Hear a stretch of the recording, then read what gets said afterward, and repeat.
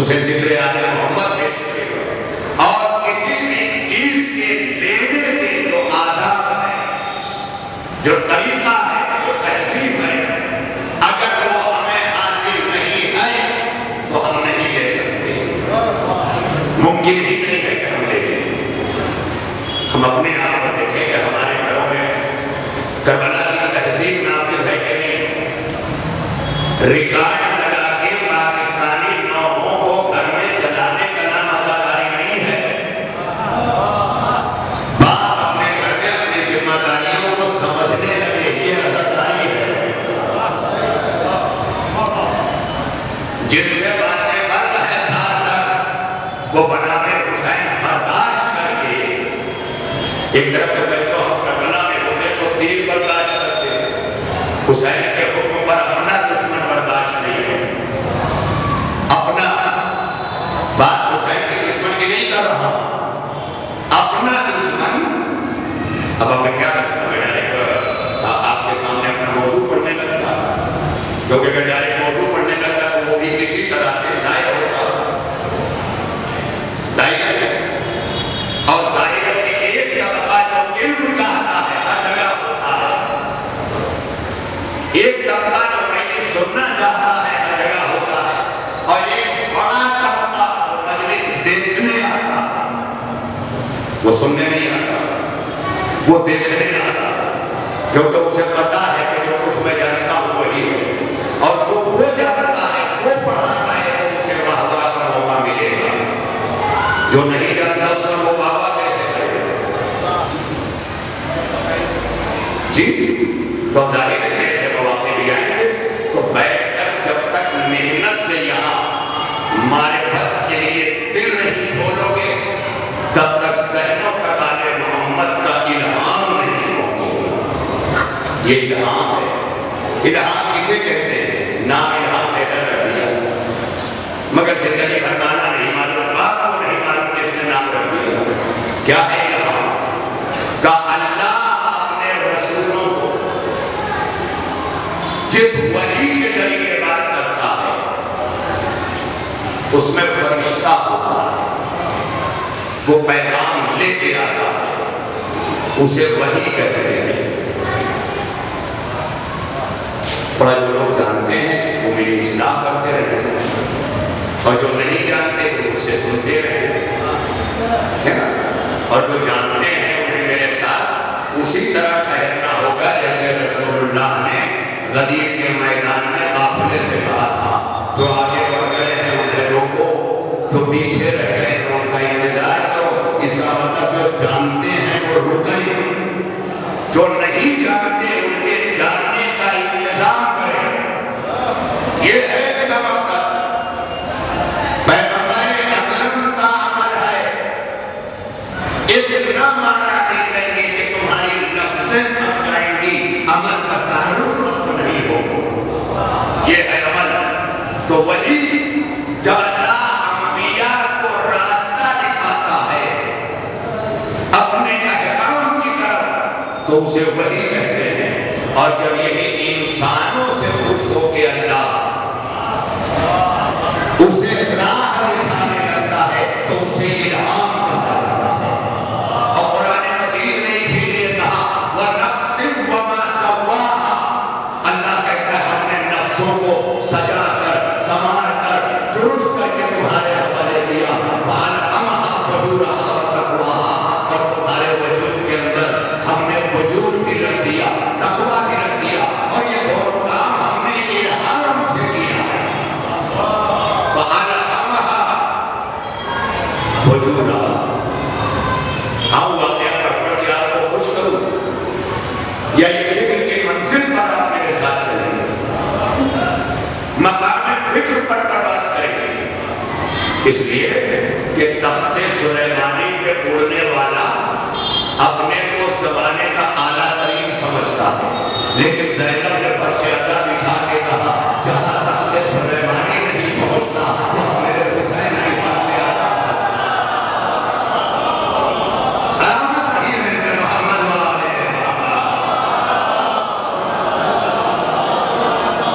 اس کے بعد آپ اپنی مرضی کی پڑھیے، مولوی سے کر کے نہیں बाबा जी बोले मोहम्मद वाले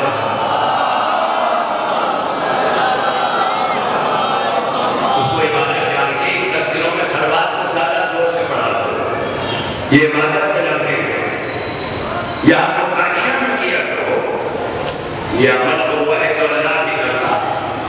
इमाम साहब के पीछे जुमा पढ़ने वालों, जब तुम इमाम साहब के पीछे जुमा पढ़ते हो तो इमाम साहब होते हैं, मगर जब सलवात पढ़ी जाती है, मुस्तफा जाने रहमत पे दुरूद पढ़ा जाता है, तो जहां मोमिन पढ़ता है वही अल्लाह पढ़ता है।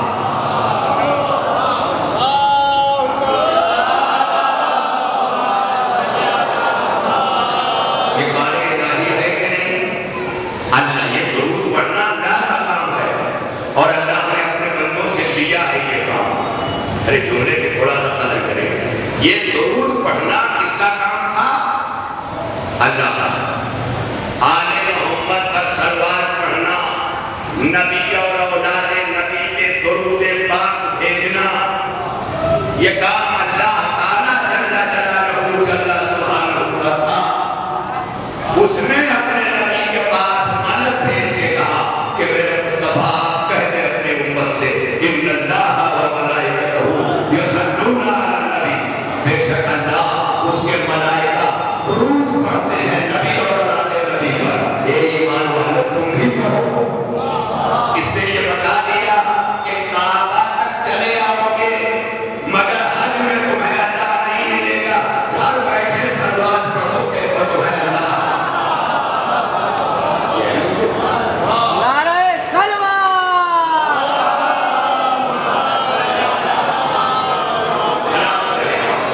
सलाम आप एक बुजुर्गों के साथ रहा करो तो ऐसे जगह मिलती है। मौला सलाम रखिए।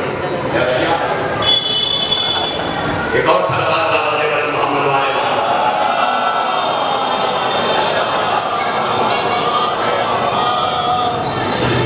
जी जनाब आप और फरमा रहे थोड़ा सा तो मेरा काम है मुझे करने और आपका जो काम है वो आप करें। मैं यही इतना पूरी मजलिस में चाहता अरबाने थोड़ा सा अरबाने इल्म दानिश क्यों घबरा रहे हैं? क्या हो रहा है? आवाजें आ रही है कि वो रोकी जाएगी इंशाअल्लाह। हमारी बहनें बड़ी समझदार है, बड़ी बाफहम है।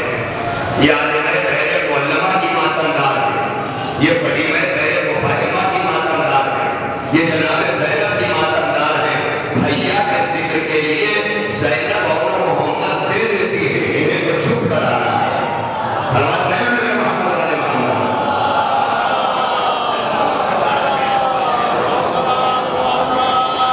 मैं जानता हूं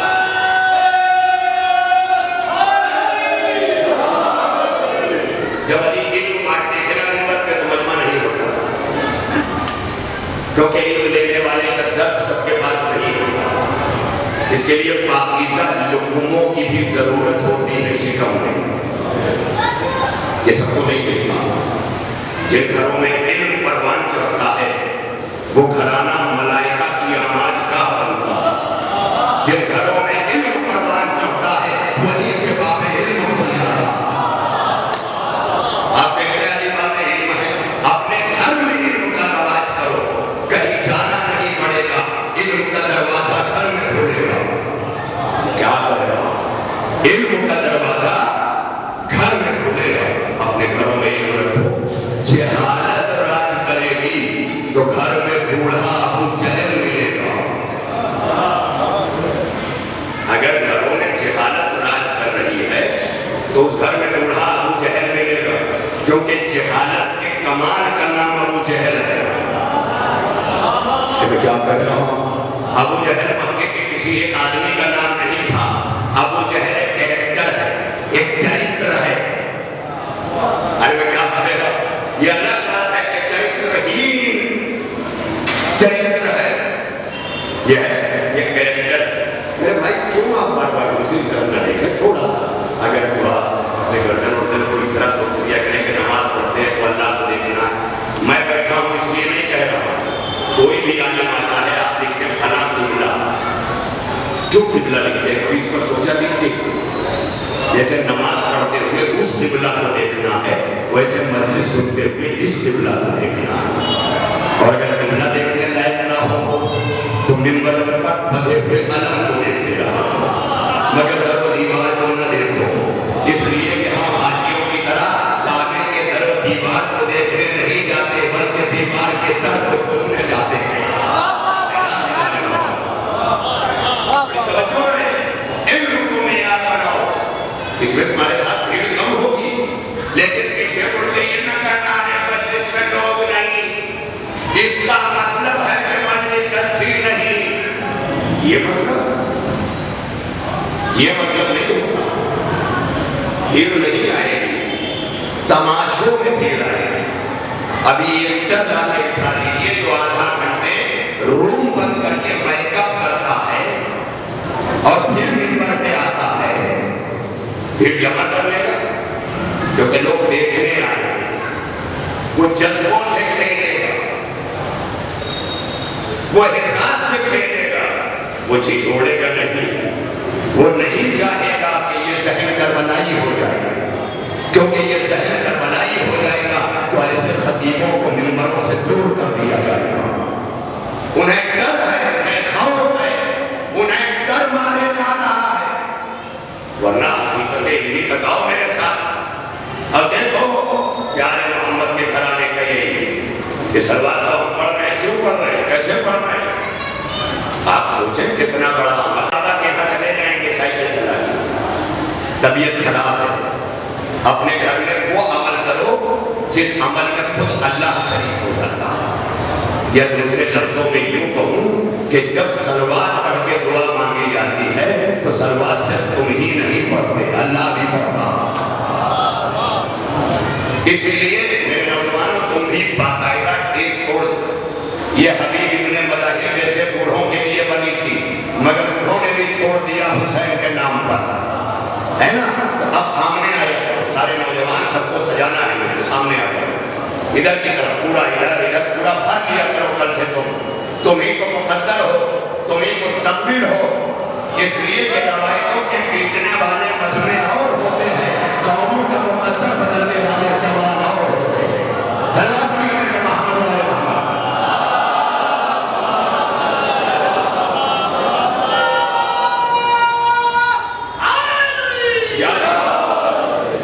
سنتے جاؤ، تمہیں انقلاب لانا ہے، تم نوجوان ہو، اسلام جوانوں سے توقع کرتا ہے۔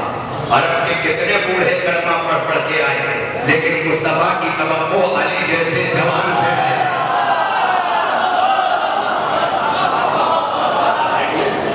مصطفیٰ کی توقع کس سے ہے؟ جوان سے، کیونکہ بوڑھا بدلے گا نہیں، بوڑھے میں تبدیلی بڑی مشکل سے آئے گی، بڑھاپے کی ٹوٹی ہڈیاں جلدی جڑتی نہیں ہیں، لہذا اسلام بڑھاپوں کو پالتا ضرور ہے، لیکن بڑھاپے سدھر نہیں پاتے، اور اگر سدھر جاتے بڑھاپے تو خلیل کے بعد خلیفہ کی ضرورت نہ ہوتی۔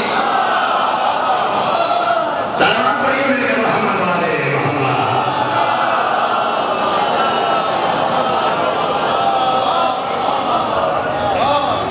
پڑھا لکھا مولوی ہوگا نا تو جب حلالی بولے گا تو حلالی کی ایک ضد بھی ہے، جیسے رات کی ضد، دن بولو تو سامنے رات ہے، تو جب حلالی بولو تو کیا بولا جائے گا؟ کہا جب غیر مہذب بولے گا تو وہ حلالی کے ساتھ ساتھ فوراً وہ بول دے گا جو چوراہے کی خاتون بھی بولتی ہے، لیکن جو تہذیب یافتہ در آل محمد ہوگا وہ اگر ادھر غیر حلالی کہے گا تو ادھر غیر حلالی کہے گا۔ اب وہ کرے یہ ہے تہذیب آل محمد کے میرا غیر حلالی، تاکہ ممبر پر وہ لفظ نہ آئے جو ممبر کی عظمت و عصمت کے خلاف ہو۔ میں کیا کہہ رہا ہوں؟ آل محمد کی تہذیب وہ ہے کہ جہاں ممبر پر غیر شائستہ لفظیں نہیں توڑی جاتی تو غیر شائستہ کرداروں کا تذکرہ کیسے ممبر قبول کرے، ہے نا؟ اس لیے مرحوم ظفر حسین ظفر جلال پوری نے کہا تھا کہ مل نہیں سکتا برادر مل نہیں سکتا برادر سے برادر کا مزاج کربلا میں ایک ہے لیکن 72 کا مزاج مل نہیں سکتا برادر سے برادر کا مزاج کربلا میں ایک ہے لیکن 72 کا مزاج تو جو بھی کہیے بے خطر کہیے مگر یہ سوچ کر عصمت مریم سے بھی نازک ہے منبر کا مزاج چلی گئی نا بات اس کے لیے عصمت مریم کی معرفت ہوتی تو یہ شعر سمجھ میں آتا اور میں ایسے ہی شعر پڑھ کے اندازہ کر لیتا ہوں کہ مجھے کیا کرنا ہے آپ اور جو بھی کہیے بے خطر کہیے مگر یہ سوچ کر عصمت مریم سے بھی نازک ہے منبر کا مزاج یہ ہے منبر یہاں اپنی پسند کے نہ بٹھایا کرو یہاں علم پسند بٹھایا کرو عمل پسند بٹھایا کرو یہاں اگر بٹھانا ہے تو اپنے گھر بٹھاؤ تمہیں اپنے پسند کی مجلس سننا ہے اپنے گھر کراؤ امام آڑے میں ہوگی تو وہی مجلس ہوگی جسے زہرا پسند کرے جسے مصطفیٰ جان رحمت پسند کرے کیونکہ جب امام باڑے سے ہوتی ہے تو اس کا مطلب اعلان ہو جاتا ہے یہ علم وہاں سے مل رہا ہے جہاں آل محمد کی تہذیب پڑھتی ہے تو یہاں پوری دنیا کو پتا ہے کہ خانقاہ میں محفل سماع میں اللہ کی سرائیں مگر یہ امام باڑہ علامہ اقبال نے بڑے پیارے انداز میں امام باڑے اور خانقاہ دونوں کی تفریح اپنے زمانے میں جس کو ابوالکلام آزاد بھی پڑھ کے داد دینے پہ مجبور ہے اسے علم کہتے ہیں جہالت منتریوں کے ساتھ فوٹو کھینچاتی ہے لیکن جب علم پہنچتا ہے تو منتری گزارش کرتا ہے کہ ایک فوٹو مجھے دے لے جاؤ یہ چھوٹے چھوٹے چھوٹے جو جاہل کارکرتا بن کے گھومتے ہیں یہ فوٹو پا جاتے ہیں تو کیونکہ ان کی اوقات فوٹو کھنچوانے کی ہے لیکن علم لے کے بلند ہو جاؤ جب وہیں پر کوئی IPS آفیسر جاتا ہے تو نیتا کھڑا ہو کے کھنچواتا ہے کیونکہ نیتا کو پتا ہے کہ میں 5 سال رہوں گا یہ اپنی پوسٹ پر نہ جانے کتنے سال رہے اور جہاں جہاں رہے وہاں وہاں رہے گا اب سمجھ میں آیا IPS علم کا نام ہے IPS علم کا نام ہے یعنی علم دیرپا ہوتا ہے جہالت کھسک جاتی ہے اللہ کی ولایت علم پہ رکھی گئی اس لیے علی کا ولی بیٹا آج بھی ہے مسلمانوں کی قیادت جہالت پہ رکھی گئی لہذا آج خلیفہ باقی ہے نواز شاہ باقی ہے گھبرا کے نہ سنیے گا میں یہ سب لفظ علم کی بنیاد پر ایسا برتتا ہوں کہ میں دارالعلوم دیوبند میں بھی بیٹھ کر علماء سے گفتگو کروں گا آپ کو زحمت نہیں دوں گا کیونکہ میں گفتگو وہ کرتا ہوں جسے سننے والا بھی سن سکے کسی کے بات کو گالیاں دے کے اپنی بات نہیں منوائی جاتی اپنا کردار دکھا کے اپنی بات منوائی جاتی مصطفیٰ نے کردار کا کلمہ پڑھایا ہے دستار کا کلمہ نہیں یہ جملے کی گال چاہتا تھا مصطفیٰ نے کردار سے کلمہ پڑھوایا ہے دستار سے نہیں جب مولوی اپنے کو دستار سے منوانے لگتا ہے تو علم کی راہ سے پھٹک جاتا ہے دستار کا نام مولوی نہیں ہے علم کا نام مولوی ہے اور علم کسی بھی جگہ ہو جیسا کہ شاعر نے بہت پرانا کلام ہے کہ کسی چمن میں بھی پہنچے گلاب بن کے رہے جہاں بھی جلالت معاف بن کے رہے فضیلتیں کہیں گھٹتی ہیں خاکساری سے زمین پر بھی علی بوتراب بن کے رہے مگر اس کے لیے بھی وہی شرط ہے کہ بوتراب کی معرفت ہو میں بھائی کرے بوتراب کی بات نہیں کرتا خالی لفظ بوتراب سمجھا ہوتا کہ کہ زمین پر بھی علی بو تراب بن کے رہے. تو یاد آیا کسی چمن میں بھی پہنچے گلاب بن کے رہے. تو میں علامہ اقبال کی بات کر رہا ہوں جسے کوئی نہیں کاٹ سکتا. ہر مسلک کا مسلمان علامہ اقبال کو پڑھتا ہے، تائید کرتا ہے. فلسفہ اقبال کی بھی ایران میں بہت سراہا. علامہ اقبال کو حکیم الامت وہیں سے بنے، شاعر مسیح کا لقب وہیں سے ملا، اقبال لاہوری وہیں سے کہلائے. کیونکہ 70% علامہ اقبال کی شاعری فارسی میں ہے. اور اس مدنی کا یہ شاعر کہ جسے آیت اللہ خمینی نے اپنے زمانے انقلاب کی تقریروں میں علامہ اقبال کے شعر کو کوٹ کیا. استاد مرتضیٰ مطہری جو انقلاب کے عظیم خطیبوں، مدبروں اور بانیوں میں تھے، انہوں نے کوٹ کیا. وہ علامہ اقبال ایک لفظ میں پوری مجلس پڑھ گئے، پوری مجلس. مگر میں سب کو کیسے دے سکتا ہوں؟ پوری مجلس پڑھ گئے. وہ مانتے ہیں خانقاہ کو. علامہ اقبال گئے ہیں تصوف تک. علامہ اقبال کو یہ بات بہت کم لوگ جانتے ہیں کہ علامہ اقبال نے نثری کتاب بھی لکھی ہے. بنارس دار منڈی سے 1983 میں تباہ ہونے والی تاریخ تصوف علامہ اقبال کا روشات قلم کا نتیجہ اور پوری صوفیہ نظام کی تاریخ کو انہوں نے سمیٹ دی. کیونکہ ایک عرصے تک علامہ اقبال صوفیہ کرام تک گئے، اور جب وہاں گئے ان کے بیچ رہے تو رہ کر جب باہر آئے خانقاہ سے تو خانقاہ کی طرف دیکھ کے کہتے ہیں نکل کر خانقاہوں سے ادا کر رسم شبیری. میں سب کو کیسے سنا لیتا ہوں یہ بات؟ اگر میں اس کی تشریح کروں تو بہت دیر ہو جائے گی. اسی لیے کہتا ہوں تھوڑا وقت سے آ جایا کرو. بہت کچھ انشاءاللہ مختصر سے وقت میں لے جائیں گے ہم لوگ مل کر. میں یہاں کی بھیک لے جاؤں گا، آپ کچھولے سماعت میں علوم آل محمد لے کے جائیں گے. مجھے دعائیں ملیں گی، آپ کو دعائیں زہرا ملے گی. میں کیا کہہ رہا ہوں؟ میں وہاں بیٹھا ہوں جسے امام فرزدق کو بھی دے دیتا ہے. میں وہاں بیٹھا ہوں جسے امام فرزدق کو بھی دے سکتا ہے، جسے امام حسان بن ثابت کو بھی دے دیتا ہے. میں وہاں بیٹھا ہوں جسے امام دیوبند خدائی کو بھی دے دیتا ہے. اب سب چپ بیٹھے ہی رہیے کیونکہ میں وہ پڑھ رہا ہوں جو سب نہیں جانتے.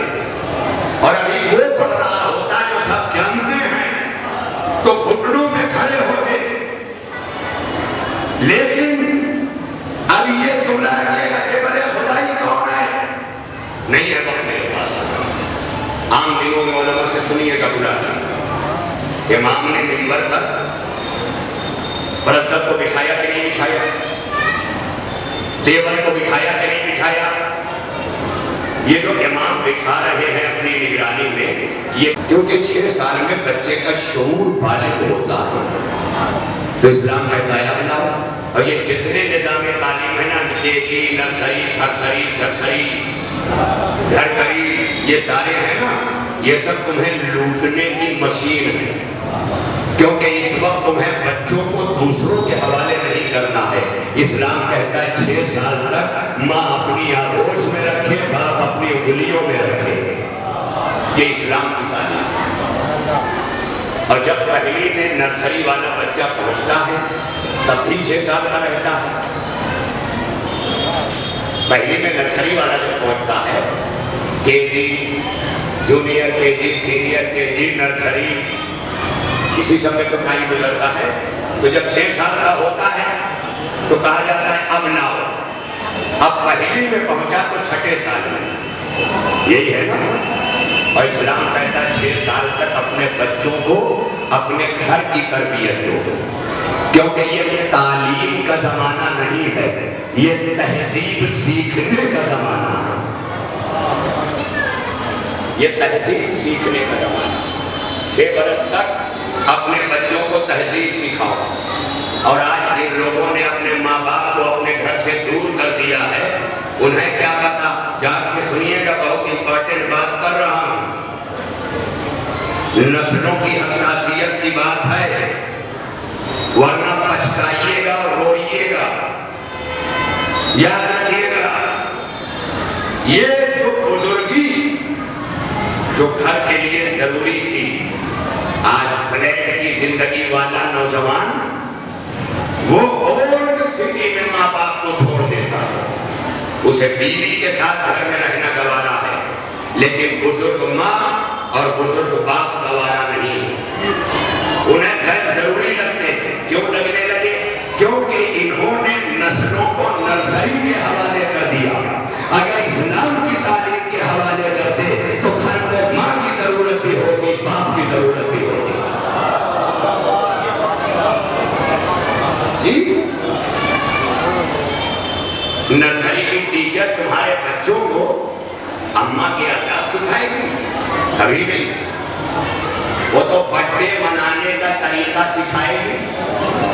پہلے ہی سال میں تتلا تتلا کے جانی جانی یک پاپا کر کے آ جائے گا۔ ہنسیے اپنے مقدر کو، ہمارے مقدر کو ہنسیے، مجھ پہ ہنسیے، میری بات میں ہنسیے، مگر ہنسنے سے پہلے یہ سوچ لیجیے گا کہ اگر ہم نے اسے سنجیدگی سے نہیں لیا تو یہ ہنسنا بھی ہم سے چھن جائے گا، چھن جائے گا۔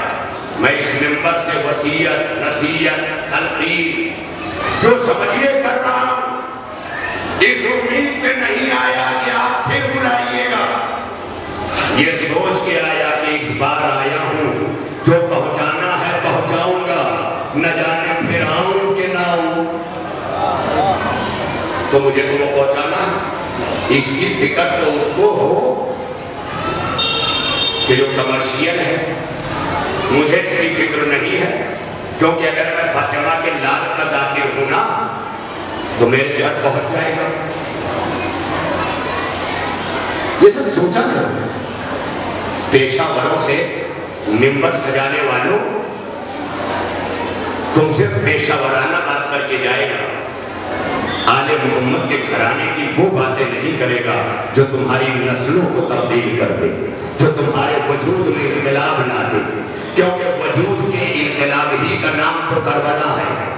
میں پہلے دن سے ان کا کردار اسی لیے پیش کر رہا ہوں۔ کربلا کی زمین پہ سب کھڑے ہیں، لیکن جس کے وجود میں کربلا پیوست ہو گئی، جس کے وجود میں کربلا اتر گئی، ورنہ ہر سال قافلہ جائے گا، جائے گا، کفن لے کے آئے گا، آئے گا، کربلا جائے گا ضرور، لیکن کربلا لائے گا نہیں۔ ارے جب مجلس جا کے مجلس نہ لا سکا، جب مجلس جا کے علم آل محمد لانے کی صلاحیت نہیں ہے اس میں، تو یہ کربلا پہنچ کے کربلا لائے گا۔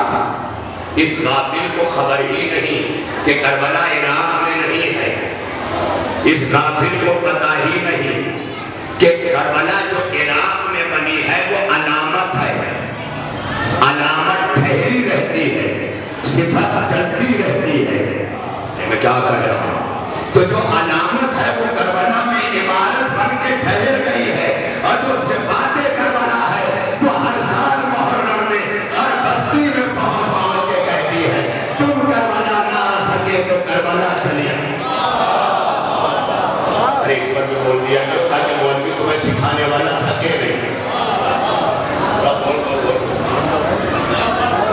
سلواتی پڑھ لو۔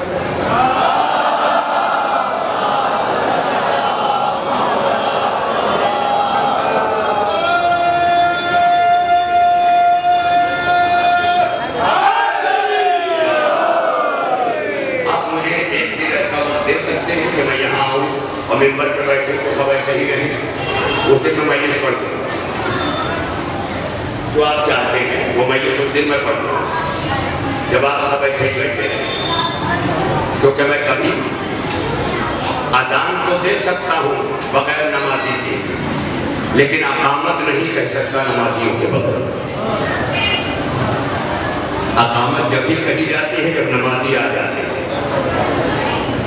تو اگر وقت سے آ جاؤ، 9 بجے کا وقت جب ہوتا ہے تو 40 آتے ہیں. یہ کون ہے؟ یہ مجلس شروع کرانے آتے ہیں. تم اپنے دل پہ ہاتھ رکھ کے بتاؤ کہ جب آخر تک 400 ہو جاتے ہیں تو جو یہ 400 آئے ہیں یہ کس لیے آئے ہیں؟ تو میں نے جو نتیجہ نکالا نا وہ یہ نکالا کہ جو 40 پہلے آئے ہیں یہ مجلس شروع کرانے آئے ہیں، اور جو 400 بعد میں آئے ہیں یہ مجلس ختم کرانے آئے ہیں. کتنا بڑا مشکل لگانا. یہ مجلس ختم کرانے نہ آیا کرو، کیونکہ تمہیں کربلا ختم نہیں کرنی ہے، کربلا شروع کرنی ہے.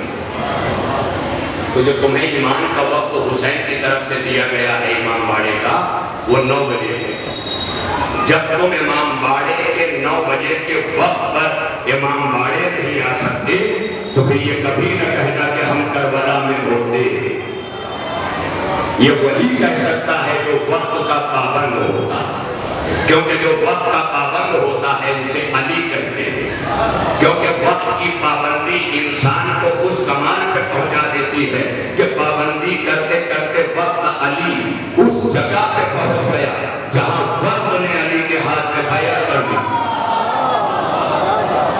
پابندی یہ وقت کرتا کرتا علی اس کمال کو پہنچ گیا کہ جہاں وقت نے علی کے ہاتھ پر بیعت کر لی. یہ جملہ میں نے یوں ہی نہیں کہا. نیو جرسی میں ایک شاعر گزرے ہیں کراچی سے، زاہد حسین زاہد. انہوں نے منظوم سوانح حیات لکھی ہے، رسول اکرم کی سیرت، مولائے کائنات کی سوانح حیات. اس کے سر ورق پر پہلے پیج پر فرنٹ میں وہ 4 مصرے لکھتے ہیں کہ علی نے وقت کی ایسا پابندی کی کہ وقت مجبور ہو کے علی کی بیعت پہ آ گیا. تو وہ کہتے کیسے آ گیا؟ کہ علی جیسا یہ ان کا علی ہے کہ جو علم و معرفت کی منزل پہ کھڑے ہیں. کہ علی جیسا بساط تہر یعنی اس زمین کی چٹائی پر، چادر پر. کہ علی جیسا بساط تہر پر گوہر نہیں دیکھا. کئی صدیاں ہوئی پر ایسا قداور نہیں دیکھا. علی جیسا بساط تہر پر گوہر نہیں دیکھا. کئی صدیاں ہوئی پر ایسا قداور نہیں دیکھا. وہ واحد شخص ہے جس نے کہ اپنی عمر بھر ظاہر زمانہ موڑ کر دیکھا، کبھی موڑ کر نہیں.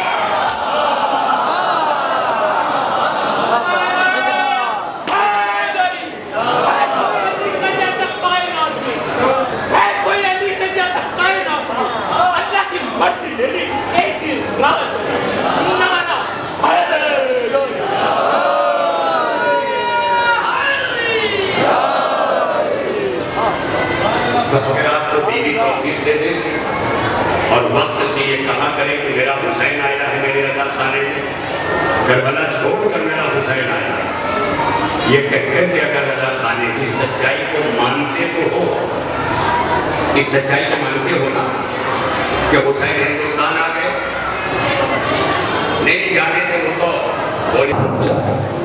ساقی کوثر کا بیٹا پہنچا ہے. فرات کے کنارے خیمے لگائے گئے ہیں، خیمے اجاڑ دیے جاتے ہیں، مگر حسین کی اطاعت میں بازوؤں میں پھڑکتی ہوئی مچھلیوں کو عباس روکتے ہیں. اور حسین کہتے ہیں عباس خیمے اکھاڑ لو. تڑپ کر عباس آتا ہے زینب کی خدمت میں اور اپنی تلوار رکھ کے کہتا ہے شہزادی اگر آقا کی اجازت نہ مل گئی ہوتی تو ابھی نہر ارقمہ کو لاشوں سے پار دیتا. عباس پابند ہے کس کا؟ مرضی حسین کا، اطاعت حسین کا. تم بھی عزادار بن کے رہو تو پابند رہو عزاداری حسین کے. اور یہ پابندی تمہیں حریت کے قریب کرے گی۔ عباس جیسی شخصیت زیارت پڑھتے ہو نا، اشہد انک قد جاہدت ونصحت وصبرت حتی یاتاک الیقین، یقین کی منزل پر پہنچا ہوا عباس زینب کے سامنے جب تڑپ کے رویا، کوئی زینب کی غربت سے پوچھے کہ کس طرح اپنے غیرت دار کا رونا زینب نے برداشت کیا ہوگا۔ ہو گئی آپ کی آوازیں بلند، شہزادی آپ کو کوئی غم نہ دے، خدا آپ کو کسی غم میں نہ رلائے سوائے غم حسین کے، آپ کی عزا خانے میں اس حاضری کو قبول فرمائیں، شہزادی آپ کی نسلوں کو تحفظ عطا کریں۔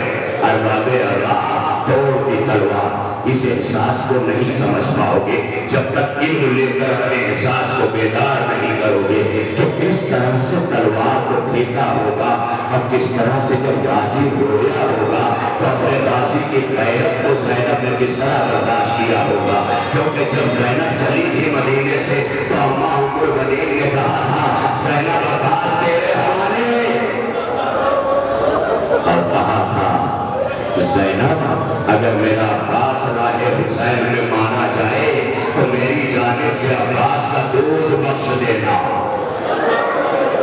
زینب یہ ضمانت لے کے آئی ہے، لیکن جب خیمے ہٹائے گئے تو رویا عباس، ایک بار اس گھڑی رویا ہے اور ایک بار اس وقت رویا ہے جب دونوں بازو قلم ہو گئے، مشکیزہ چھٹ گیا تو بہت رویا ہے غازی، خیمے کی طرف نہیں آیا، پھر فرات کا رخ کر دیا۔ آ گیا کربلا زینب کا غیرت دار بھائی، آ گیا کربلا جسے حسن کے جنازے پہ روکا گیا تھا، وہ آ گیا کربلا کہ جسے علی کی ضربت کے وقت روکا گیا تھا، وہ آ گیا کربلا کہ جب حسن کے جنازے پہ تیر برس رہے تھے وہ عباس اپنی کروٹیں بدل رہا تھا، وہ کربلا آ گیا کیونکہ ہر جگہ حسین نے کہا تھا عباس تمہیں کربلا کے لیے مانگا گیا ہے، لیکن جب آج کربلا میں حسین نے کہا خیمے ہٹا لو تب عباس کے ضبط کا عالم نہ پوچھی، آج عباس نہ کہہ سکا کہ آقا کربلا تو آ گیا۔ آپ کی آوازیں بلند رہے، ابھی بھی آپ کو توفیق دے کہ ہم سب غم حسین میں رو کے اٹھیں، اس لیے کہ محرم آ گیا، حسین کا رونے کا زمانہ آ گیا، ایک ماں کمر جھکائے مجلس آ رہی ہے، اے رونے والوں رونے میں کوتاہی نہ کرنا، شرما کے نہ رونا کیونکہ یہی رونا تو زہرا کو پسند ہے۔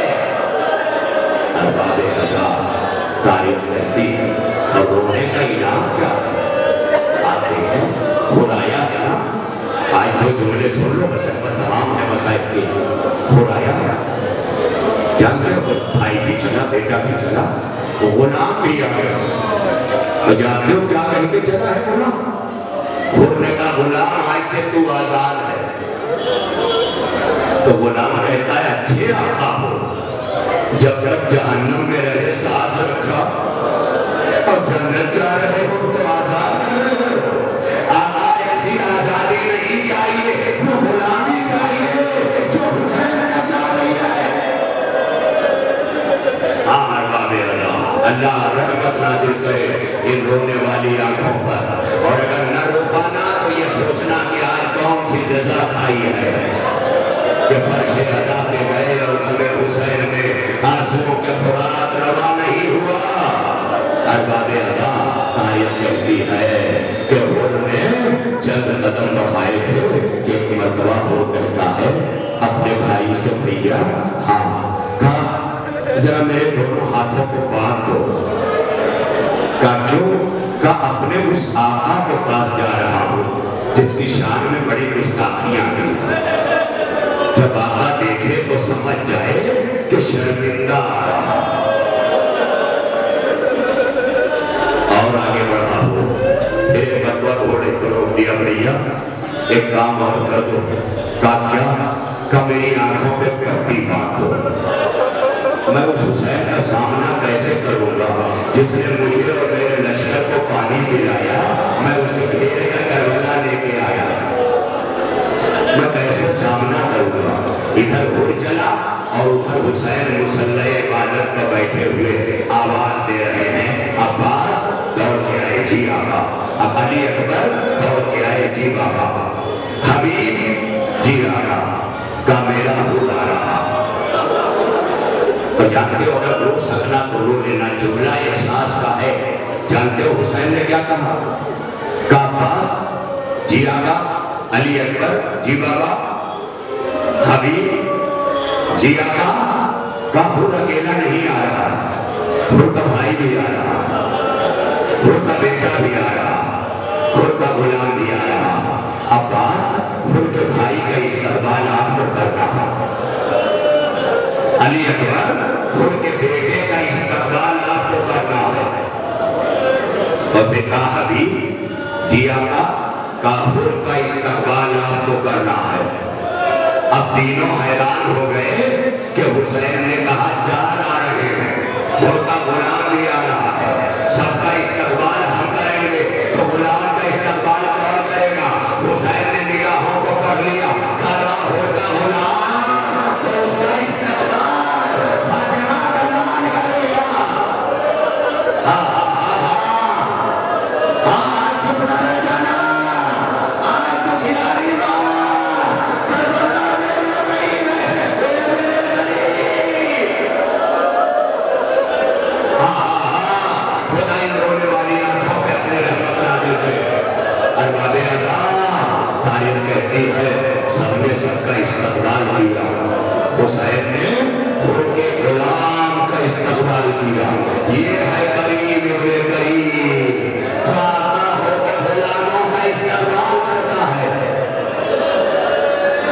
پہنچ گیا ہو، پہنچ گیا ہو، قدموں میں گرا، حسین نے اٹھایا، سینے سے لگایا، سب کو خیمے کے قریب لایا۔ جانتے ہو کتنا مجبور تھا حسین؟